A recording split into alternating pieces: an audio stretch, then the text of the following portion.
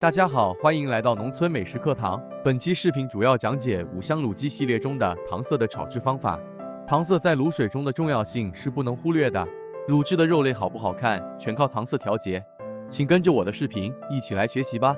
首先准备好15斤卤水，使用的冰糖的分量。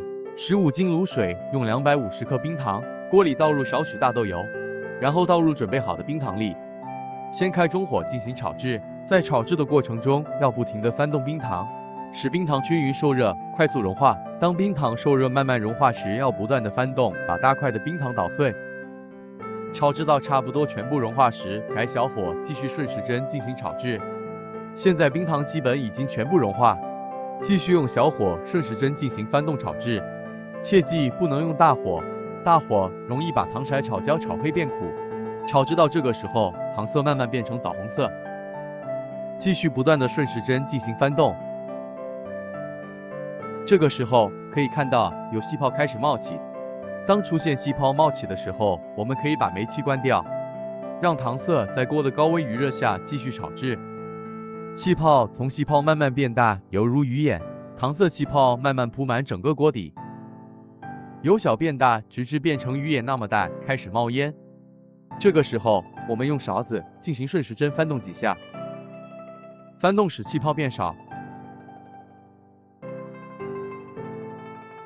这个时候糖色已经变成枣红色。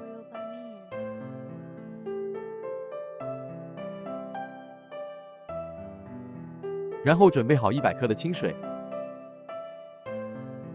把清水从锅边慢慢倒入糖色中，使清水和糖色完全融合在一起。水倒入后，我们可以看到糖色和水融合时，气泡会迅速的膨胀。这个时候，我们倒入几滴陈醋，然后用勺子搅拌均匀。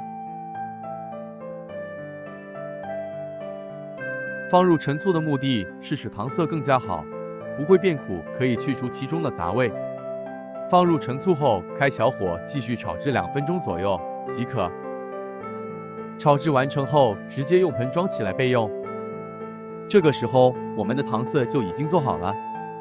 本期视频就讲解到这里，下期视频讲解熬制高汤的骨头和鸡料的处理方法。我们下期视频再见。